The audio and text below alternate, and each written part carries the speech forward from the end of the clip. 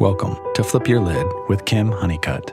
Kim is a psychotherapist and executive director of ICU Talks, a mental health speaking ministry. This is a podcast about how to flip your lid and learning how to reconnect to who you really are. Thank y'all for tuning in again to Flip Your Lid. I have a friend, a brother in Christ with me today. Let me tell you a little bit about the Josh Bone. He was born and raised in Dallas, North Carolina. That's not Dallas, Texas. That's a little itty-bitty, adorable town near Gastonia. We won't talk about that at all. He attended college at UNC-Chapel Hill, Go Tar Heels, where he began to struggle with alcoholism. After years of active addiction, he will be celebrating 4 years of sobriety in the month of March. Josh currently resides in Charlotte, North Carolina, with his wife, whose name is Jennifer, and their 2 children. Josh works as a therapist with Carolina Center for Recovery, located in the Charlotte area. In 2019, he created Anchor of Hope Sober Living through a GoFundMe account. The nonprofit Anchor of Hope Sober Living now consists of 7 sober living homes across the Charlotte and Matthews area, serving over 45 residents. Mr. Bone and his family are part of the Pritchard at South End Church community as he and his wife serve on a weekly basis. Sharing of God's amazing grace and helping others has become a passion in his life, illustrated by his willingness to walk by faith. So y'all join me in welcoming the amazing Josh Bone to Flip Your Lid. Thank you. Thank you so much. Yeah, glad to see you here, Josh. I'm really, really glad you took time to do this. Me too. Yeah, so here's the thing. So you and I are hanging out on March 12th, my birthday, but this will be aired on 4/20. We're doing that on purpose, since 4/20 is a day that gets glamorized in active addiction or for people who are in that world, in the drug world, right? And so we want to bring a sobering, a real message of how that date of 4/20 can really change and how your entire life can change. And so I want to start right there with you, Josh. That's our first question, only predetermined question we have here. So I just want to ask you, can you tell us a little bit about what life event, what life experience flipped your lid, and what measures have you had to take to reconnect to who God says you really are? All right. So, I've given this question some consideration after listening to some previous podcasts, and it's funny that you mentioned that today is March 12th, and I feel it appropriate to share. Today is actually the 7-year anniversary of the passing of my mother. Wow, Josh. Yeah.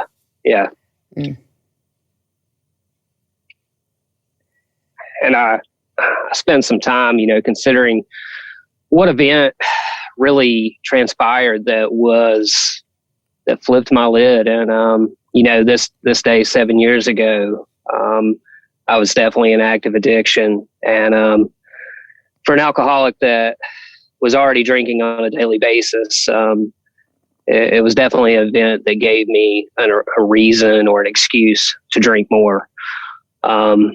And it catapulted and fueled my addiction by my own choice. Suddenly for someone that was, I used drinking for everything. I had a reason and almost a passion behind that drinking. And oddly enough, the more alcohol I poured on the pain, the greater the pain got. It just stopped working. Mm-hmm. Mm-hmm. That event would lead me to some legal repercussions. It would lead me into an experience in sober living down in Wilmington, North Carolina. And it would lead me to an education around addiction that I did not have. And, at the time, I always questioned why things had to happen and what was the purpose. At that point in my life, I was very angry with God and angry with God for a long time. I used God as a scapegoat rather than looking to Him for peace or for salvation. And that day 7 years ago was an absolute turning point in my life. That it went from drinking with some problems to my drinking was literally just a problem. Everything I did revolved around it. And the more I drank, the worse things got. So.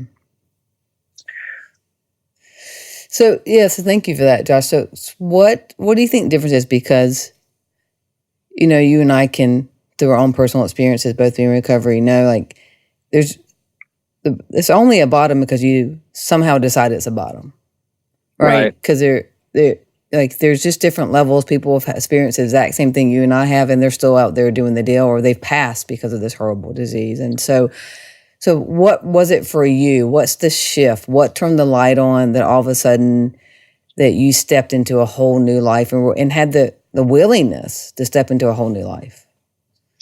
Well, like I shared, that was in 2014, and life continued to just spiral down. I would have stints of sobriety from, here to there, 30, 60, 90 days, and in and out of 12-step recovery and just, trying to get this thing. But my whole thing was I was never willing to allow God into my life. That shift happened. This was actually the answer I'd been contemplating about flipping my lid. I woke up in a jail cell in January of 2017 and with no recollection of what the charges I was facing were. I was on suicide watch. I had one sock on, and that emotional and physical bottom that I would hit. It wasn't my first time in jail, but it was definitely the first time under this pretense with coming from a blackout and just life had hit an all new low. And it wasn't the physical pain. It was the emotional awareness that I was never going to reach the potential that I knew was possible for me and for my life if I didn't make some changes. And, I spent about 70 days in jail. I got out and I still wasn't ready to make those changes. That physical pain, that time, that wasn't what done it. This term, reaching a bottom was something that's, for a long time, I kind of understood that. You hear it in recovery literature, that terminology and everything. But I see a bottom as when you stop digging. There's no like requirement that you have to lose everything or that you have to go to jail or that you have to be in and out of recovery. It's when I decided to do something different. I put down the shovel and I started doing something different. For me, the emotional pain and the struggle of, here I am, someone who's college educated, I have a lot of tenacity and I have a lot of strengths in my life. And here I am using them to kill myself. Right. And I reached a level where I was at the point where either my addiction was going to kill me or I was going to spend the rest of my life in jail due to some choices that I would make. Or I could get into recovery. I could, do some things that had been suggested to me for a long, long time. And one of them was starting a relationship with God on my end. And so I reached out for help in late April of 2017. And I landed in a position that I just had to be willing to do what was suggested, willing to get honest about the role that I played in my own life. I had to be willing to work with another man, and also I had to definitely be willing to talk to God about things. And most importantly, I had to let him help me. He had been helping me and guiding me all throughout my life. And it's evident through the fact that I was still alive through many of the decisions that I made. I know that there's purpose in the pain that I went through today. And, but when we disclose ourselves to God, when we open ourselves to God, he discloses himself to us. And that's what I had to do. I had to get out of the way and let down that barrier and start talking to God instead of talking about God. I had to talk to God and allow him to work in and through my life. And, that was a process.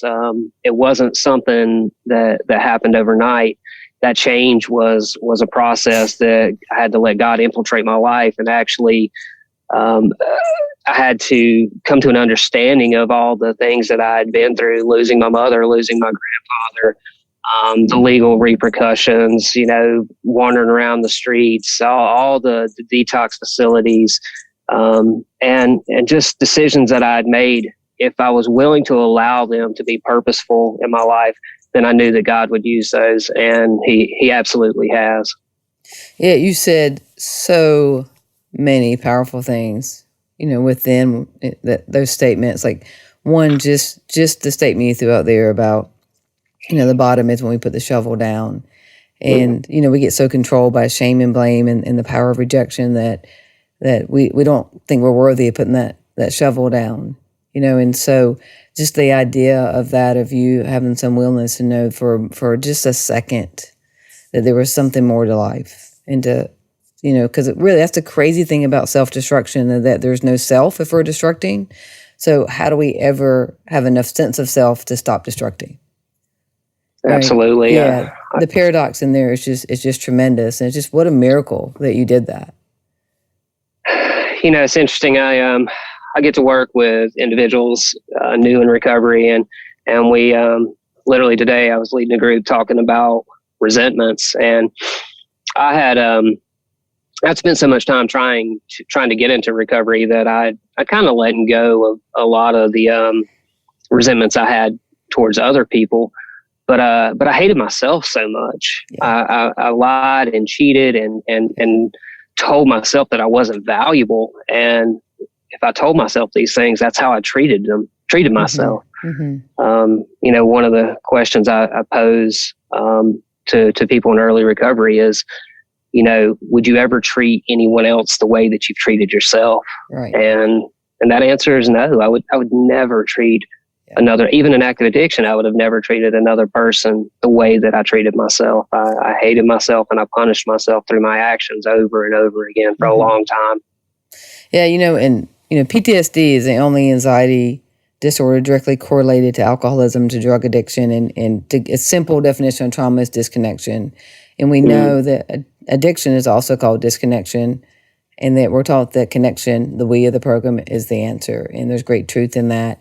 Do you have a sense in all the work you've done of what your initial traumatic disconnection was that separated you so much from self that you treated yourself that way? It's interesting. I've read and listened to a lot of information on the studies of trauma, and early on, I just qualified myself from trauma being relative to my personal recovery. Throughout time, I've learned to understand that the level of the trauma is sensitive to the sensitivity of the person, right, not the degree of the trauma. Yeah. And that has made an infinite amount of sense to me. Obviously you hear horror stories of physical abuse and sexual abuse, and that being the root behind a lot of addiction. And that definitely was not the case for me. I was raised by my grandparents from the time I was 4 months old until I went to college at 18 years old. They were my parents. My parents were young when I was born. They were never married. And, the best decision they could have made was to allow my grandparents to raise me. They were present in my life. In short periods. I know that both my mom and my father loved me. I know they cared for me. It was just initially a season in their life where they were not ready to be parents. And, I don't fault them for that, but I can't say that wasn't true, years ago. Right. Years ago, I just felt different. Growing up, I was raised, again, like I said, by my grandparents, and like everybody's parents were younger, and it was just different. And I don't necessarily equate my drinking to that, but my grandparents raised me kind of old ideology, and that if it's bad, you just don't touch it, rather than an educational piece behind that. I was told alcohol is bad and you just don't drink, and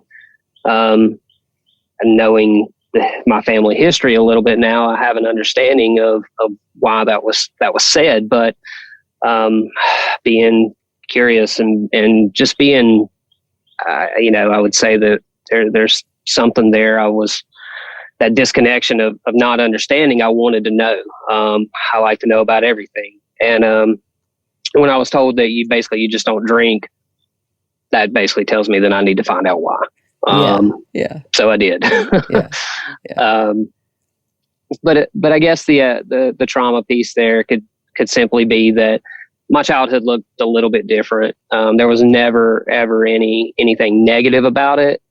It was just because I was raised a little bit differently. I felt a little different, and I did have to. I felt like I needed to stand out. I had a drive to succeed. I had a drive to succeed at an early age, from elementary school all the way through, through high school. And when alcohol was introduced, I was kind of a late bloomer. I didn't really start drinking in high school. I started drinking in college. When alcohol was introduced, that kind of crushed that perfectionism that I had. It kind of crushed that drive that I had to excel, because excelling kind of was my thing. I kind of got, almost a high from being the best or striving to be the best at things. And when alcohol started to take that place, I found that I could achieve that fitting in or excelling or that buzz or whatever you want to call it a little bit easier. I could drink and I could control it. And as you know, alcoholics like to be in control. So yeah, well, that's really well said, because perfectionism and rebellion are the same thing. Perfectionism is a form of rebellion. It's just rebellion looks like alcoholism, drug addiction. Perfectionism is something that gets praised.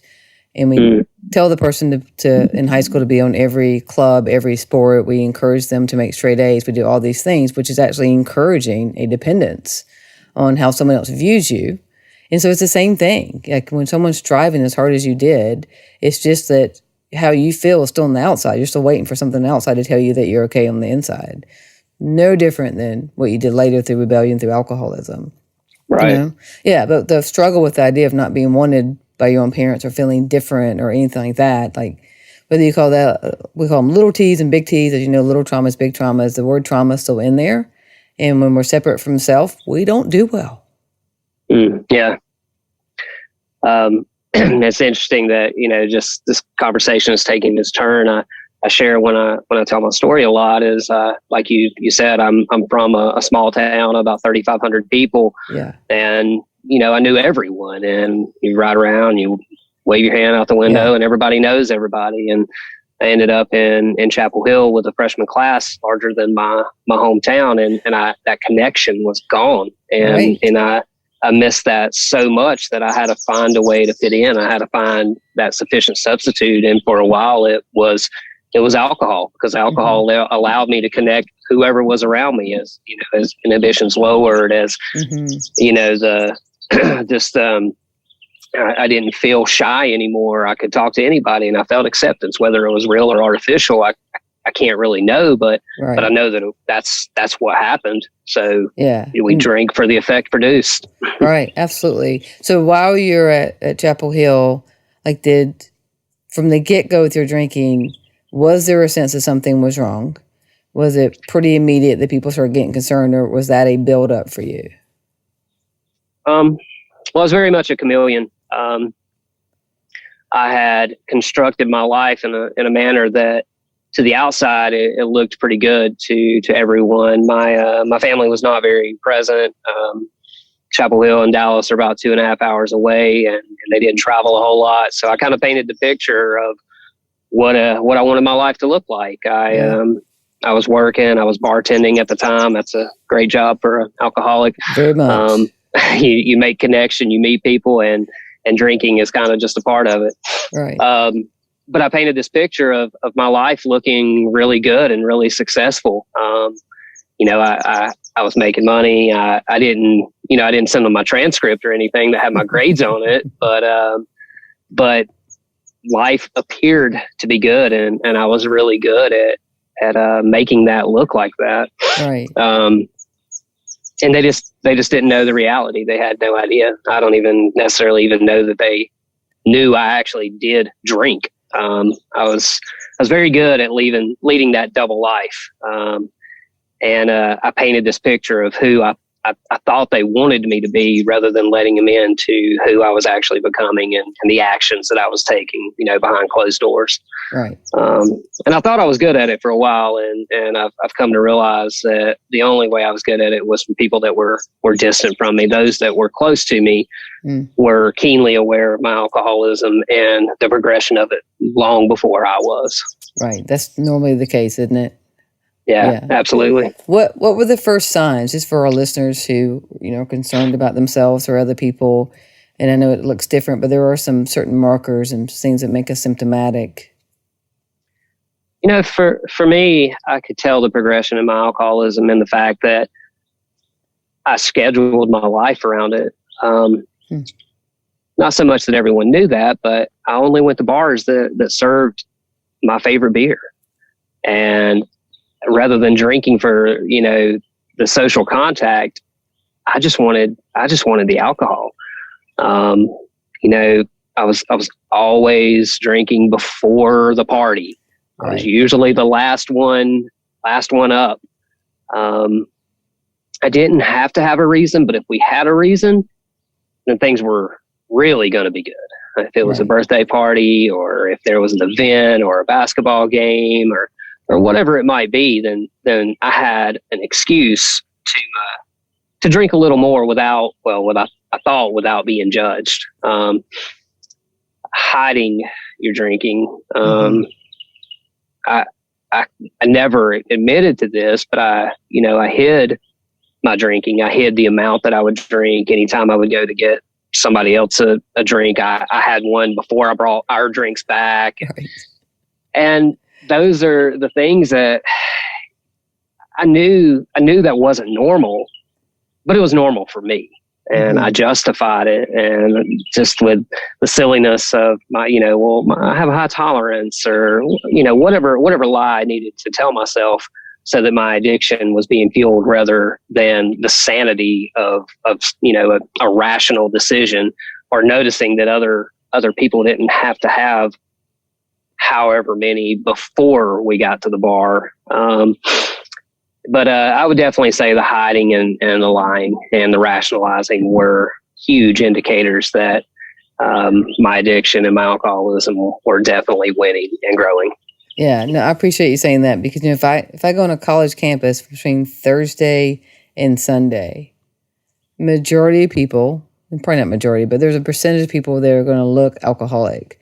And it doesn't mean they meet criteria for it, but there is such a party scene that I think it's important for us to kind of denote what someone should be looking for, and how to kind of check in with yourself if it's gone beyond just having fun in college and having some freedom to all of a sudden it's a dependence in your emotional life, and your ability to show up for something has now become about what type of beer is there, if there's beer there, how much you can drink, if you can smoke something while you're there. Like, it's an indication that it's beyond just having a little bit of fun in college. Right.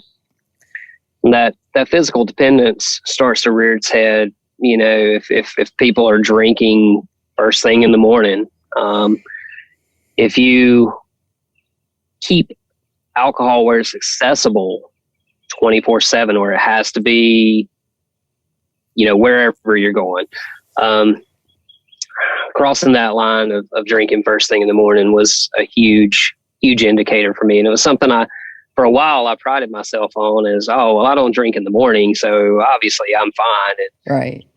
And then I was drinking in the morning, and it was justification of that. I work late, so drinking in the morning is not really drinking in the morning. Yeah. Just, again, the lies and whatever I had to say. Oh, yeah. Whenever you ask an alcoholic about drinking in the morning, you have to ask them what time they wake up. Because that's, right? Yeah. So we'll wake up at 1 o'clock in the afternoon and then say, I don't drink in the morning. All right. So, most people don't have to question if they drink in the morning or not. That's an indication in and of itself that something has gone to a different direction. So for so many of us, that's true for me, where my drinking started and where it took me ended up, I would have never guessed. Just like recovery. Like, I would never guess recovery was this good. I never guessed alcohol was going to take me down the road it took me down. Yeah, I agree completely. I bartended for quite some time, and in the Chapel Hill and Durham area. And, I had this job at an early age. And at that time, financially, it seemed like I was superior to my peers. I was, making good money and life was good. And I did whatever I wanted. Fast forward 6 to 7 years and I'm still doing the same thing. There's no advancement.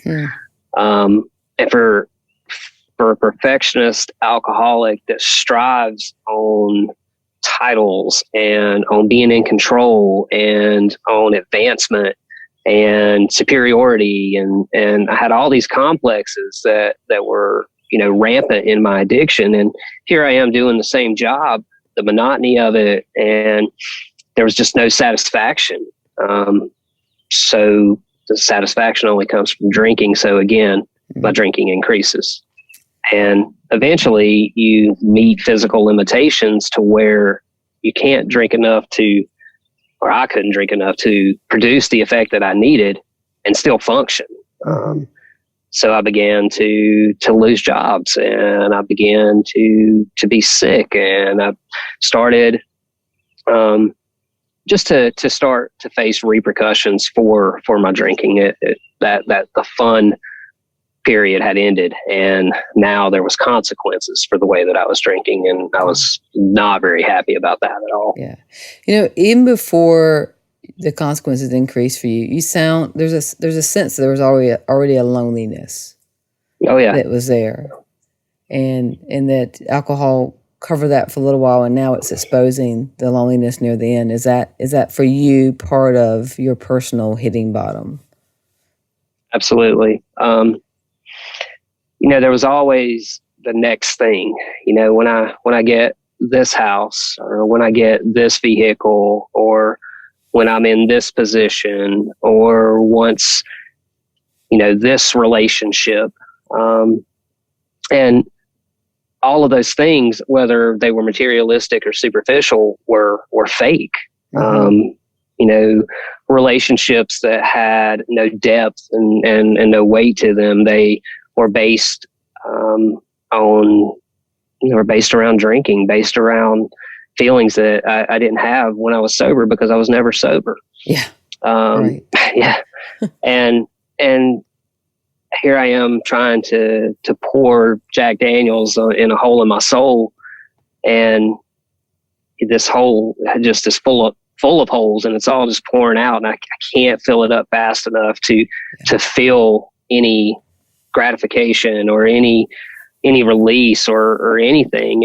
And I remember sitting, in a house in Chapel Hill, and I've got, whatever the truck or whatever it was that I wanted.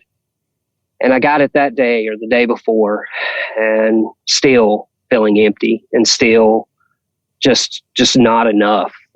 And I often wondered, what do I need? Why is it that I get this thing, and fill in the blank, whatever it might be.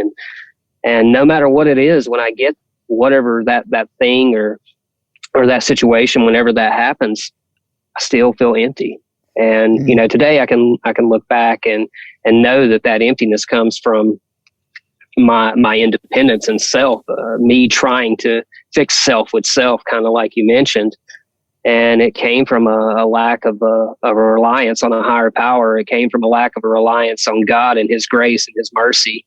It came from a lack of, or my inability to see God working in my life and trying to protect me. And I just thought I was the master of my own destiny. And I thought that if I could just fill in the blank, if I could get this next level or whatever it might be, that maybe that would fix it, and that maybe I would actually find some peace and some serenity and some happiness. And every time that I got whatever that fill in the blank was, I was still empty inside, and I was angry and frustrated. And so I did what an alcoholic does. I drank about it.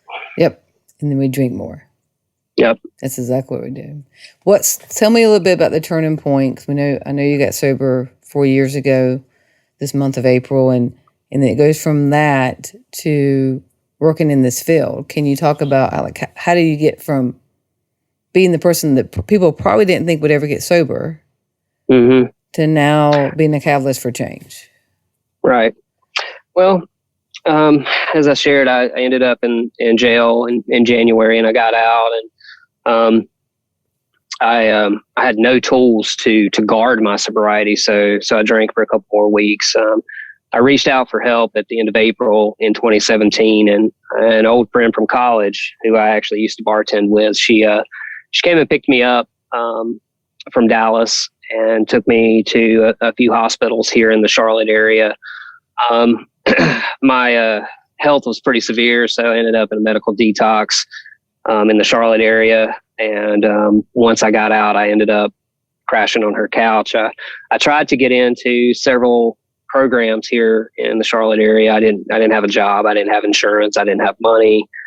Everything I owned fit in a small SUV.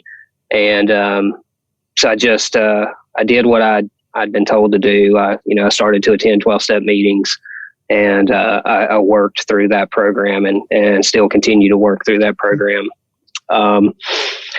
And slowly, all the questions that I had, that hole in my soul, that connection with God, it gave me an avenue to pursue and to fill that hole in my soul. It gave me an avenue to extinguish all these emotions, and an outlet to feel anger, and to not replace it with alcohol, and to replace it with God and with prayer, and simply with just doing the next right thing. My self-esteem was so low, so I just did esteemable things, practicing kindness, learning the definition of surrender, and learning about this freedom that comes through working a program of recovery. And I say working a program of recovery because I initially, when I was trying to get sober, I thought that if I stopped drinking, then my life will get better. And I tried that several times, but I had to have a substitute. I had to have God working in and through my life. And for me to establish that relationship, I had to do some work. Yeah. Just like any other relationship, a relationship takes work. And because the pain of living an active addiction was greater than this discomfort of actually seeking that relationship and changing, I became willing to do that and to take that action. As I began to understand the how and why God had worked in my life, even when I wasn't acknowledging or speaking to Him, that clarity brought some peace and some serenity. I first heard this message of any of this type of recovery, this action-based, the 12-step recovery, in a facility. Pride and ego were very present and glaring in my life, and it kept me from reaching out for help for a long time. I wasn't going to accept your help. I didn't want your help.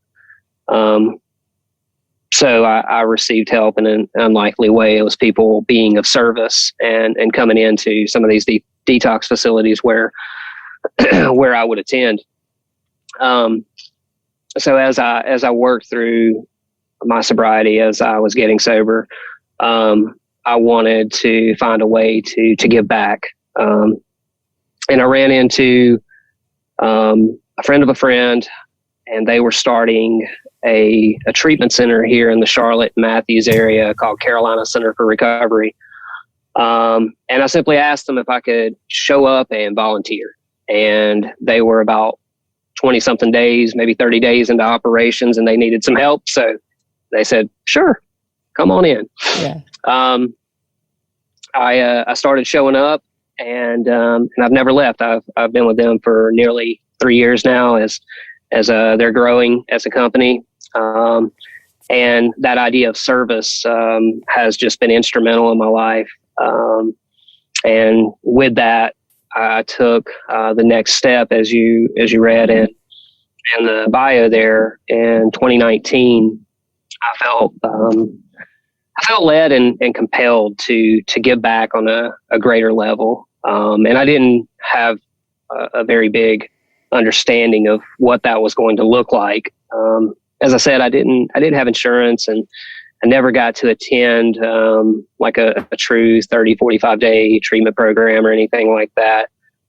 But I did spend some time in sober living, and during that time, I saw recovery in action. I saw people actually not just stopping drinking, not just stopping using drugs, but actually building a new life. I saw some of the happiness and peace that I tried to get with filling my life with alcohol and materialistic things. But point is, I found that through sober living and watching other men recover. So with about $60 and a GoFundMe account, I created Anchor of Hope Sober Living in April of 2019 with a small vision of what that would become. Yeah, that's amazing, Josh. That's amazing, especially knowing that like recovery started when you actually asked for help. And then the next level of your sobriety started when you asked if there was a need, right? Without that vulnerability, it's a very vulnerable question. Because again, we're so scared of rejection that we won't ask those questions. We won't say, "Can you help me?" We won't say, "Can I come be a part of y'all's therapeutic center?" And you risked it, right? And it led to an incredible change. That's amazing.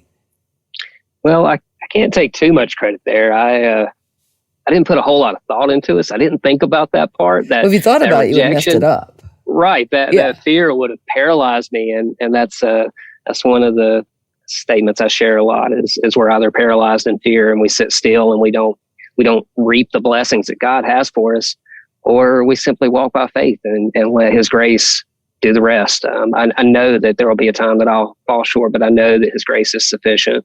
And that's been the story. I get a lot of questions about, well, where do you see this? And, fill in the blank, however amount of time. And I never know the answer because if I don't want to sell myself short, All right. That's right. Yeah. Yeah. So short-sighted because what He's got immeasurably more is planned for you. Yeah. So it starts with one sober living house, right? That's correct. Yeah. So how did you tell me a little bit about the name and how you decided with that and what's the background? Okay.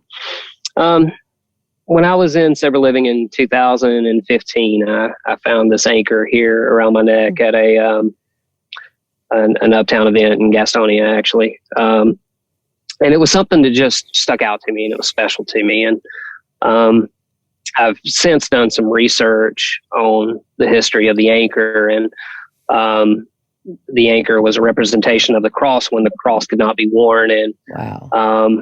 We obviously know a lot of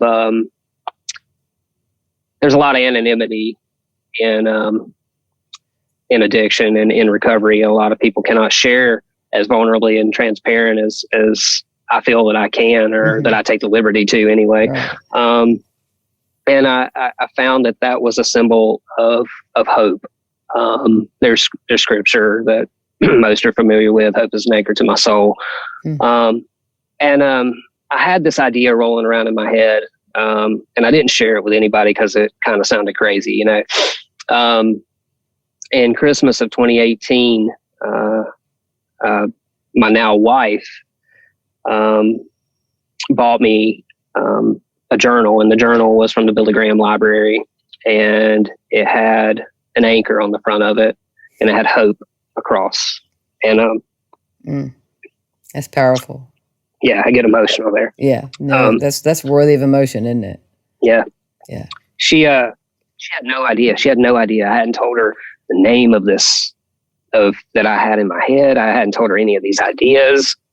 And that was just a sign for me that this needs to happen.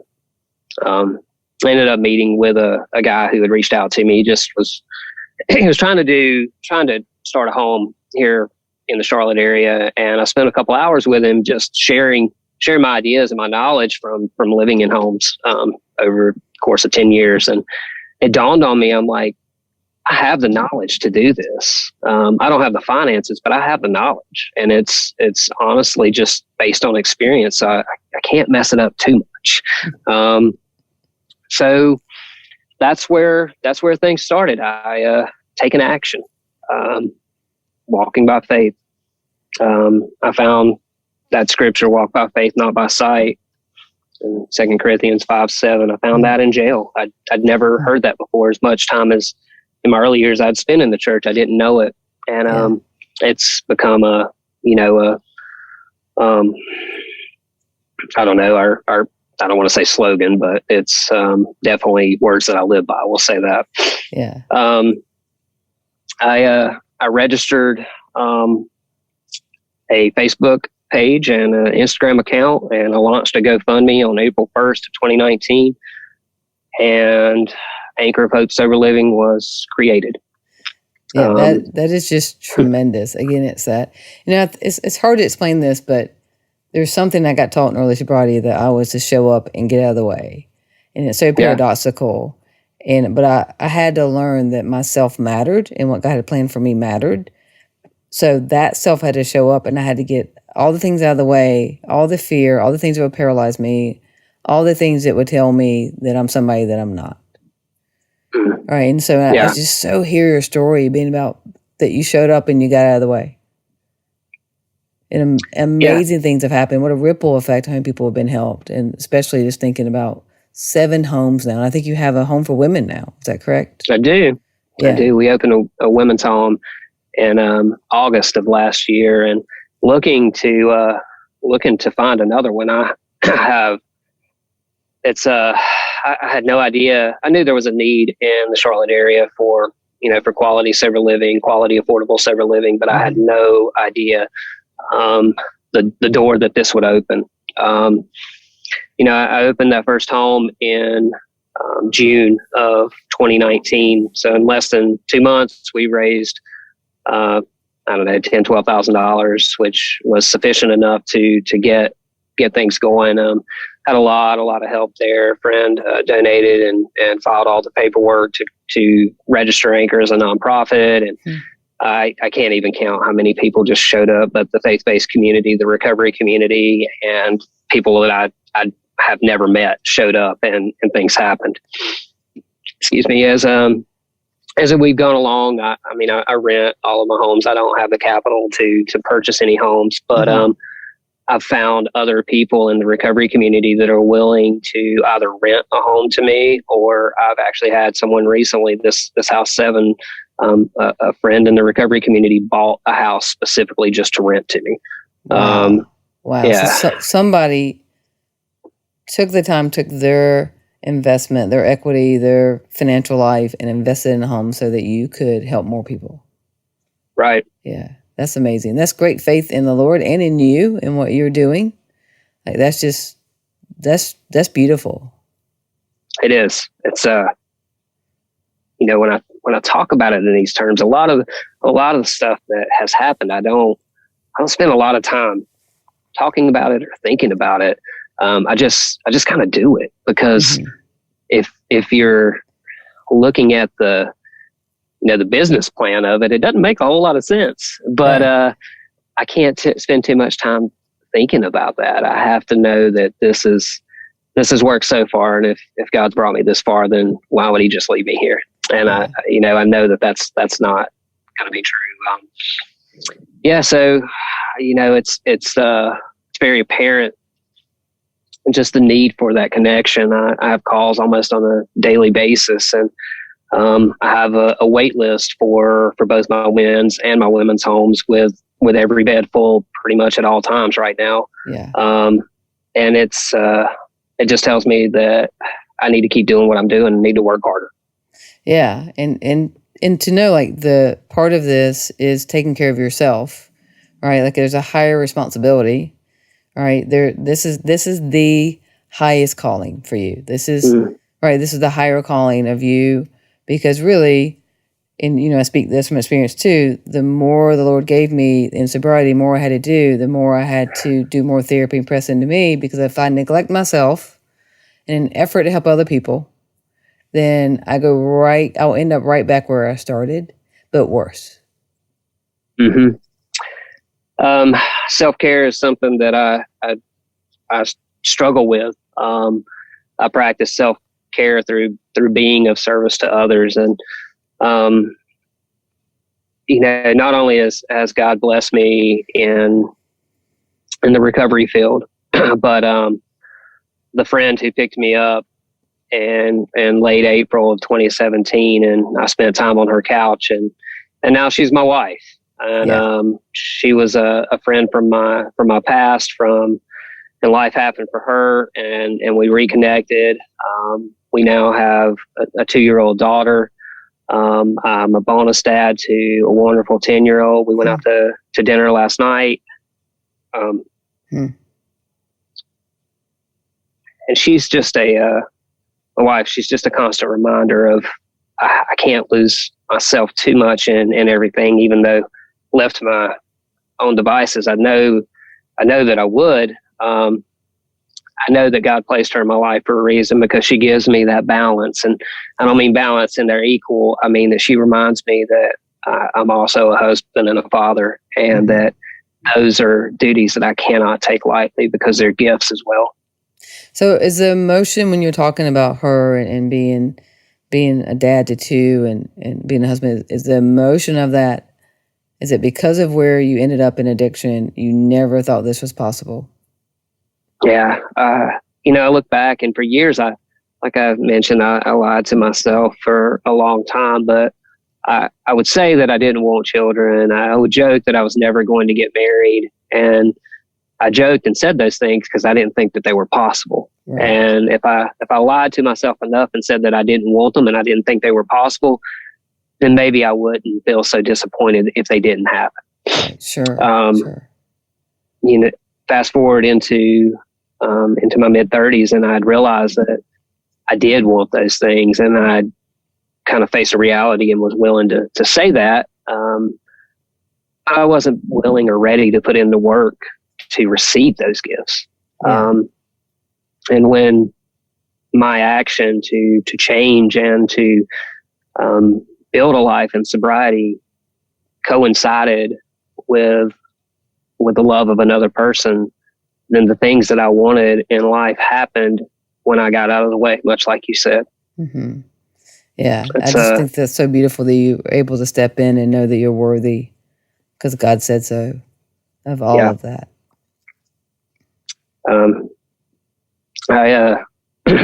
It's talking about those gifts those are things that I didn't do a whole lot for. Like, like you said, you just kind of get out of the way, and I did. And all of this stuff that I tried to make happen for so long just happened.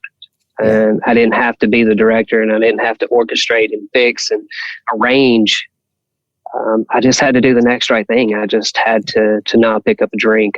I had to take the alcohol out of the equation, and life straightened out, financially, emotionally, physically, mentally, my health, all those things just happened when I found that relationship with God, when I stopped trying to control, and I just practiced some honesty and some principles, some integrity and courage and faith. And, for me, I had to find hope. And I found that through seeing other people that felt the way I did, and they didn't feel that way anymore. That's powerful. It goes back to that vision for Anchor, that idea for community, and for people to see that whatever their dreams are, they don't have to be to work in recovery. For me, that's what it was. I had that passion. But if your dream is to own your own construction company, or if it's simply to be a teacher, or whatever that might be, your dreams are possible through sobriety and through a relationship with God. Your story doesn't have to look like anyone else's, and you can still have some input on it, but you have to be willing to get out of the way at some point. And I'm just grateful that I did. Yeah. And also just knowing that we're worthy of more. A lot of times we won't see what he's doing because we'll just think we're not worthy of that. And so I just love the fact, with all the pain you've been through, that you grabbed that concept and just really you bathed in it, that you were so worthy, and other people, because of that, now really are anchored in hope. Absolutely. Yeah, that's amazing. All right, Josh, we're going to start wrapping this up, I'm going to ask you some possibly lighthearted questions. Who knows? They might not be. We're just going to see what happens. So this is just rapid fire. We're just throwing you in the hot seat, just like you and I do to our clientele. I'm going to throw you in the hot seat real quick. You ready? I am. All right, fantastic. Okay. What are you the most proud of? I'm most proud of my faith. I'm most proud of the God that I serve and the work that he's done in and through me, and the ability for his light to shine through my actions. Yeah, it's beautiful. Hey, what surprises you the most about yourself? Where I am today. Letters behind my name. Titles that I have. And like you said, I didn't feel worthy of that title of husband and father. Seeing a nameplate on my door when I show up at work, those things are still surprising. Yeah. Yeah, I'm 25 years in and it still surprises me too. It's just surprising, and it's beautiful, but it's still surprising. Where is the strangest place you ever slept? I'd say front porch of a random church in Gastonia. This is the Gastonia part that makes it strange. You know that, right? It is. It is. What do you have a love-hate relationship with?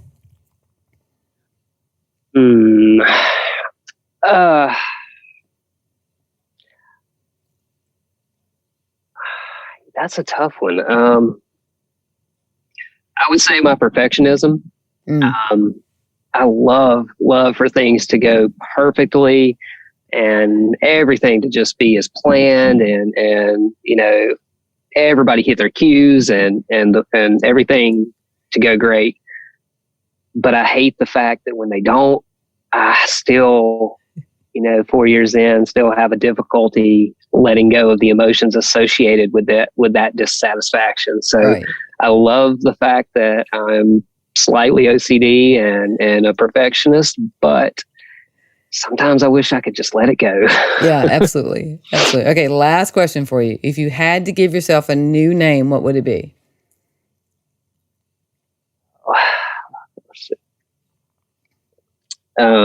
It's funny. A lot of the therapists and associates at work call me Josh Hope. So that's good.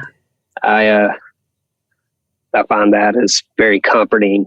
Yeah. And also just as highest compliment. So yeah, it is. That's all what we'll go with. I like it. All right, Josh Hope. If people are going to find you, because people are just like I have are going to fall in love with you, what's your Instagram handle or Facebook, website? Where would people find you? Sure.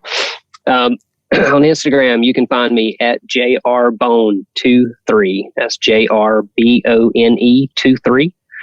You can find me on Facebook at Josh Bone, BONE. Anchor of Hope, soberliving.org is our website. And you can also email us at anchorofhope, soberliving@gmail.com. That is awesome. Hey, Josh, thank you. So we're doing this intentionally on 420. It's considered National Marijuana Day, Get High Day. And so what we're doing, because Josh represents recovery so well, is we're doing this, bringing this out to you on 420 to remind you that THC really stands for the higher calling. And that is who Josh is. And it's a hope calling, right? It's a hope calling. And so that's what this is going to be about today for people to hear, is that they can have a higher calling, they can have a calling of hope, and that no matter what you've been through, no matter what your loved ones have been through, that recovery is available for all of us.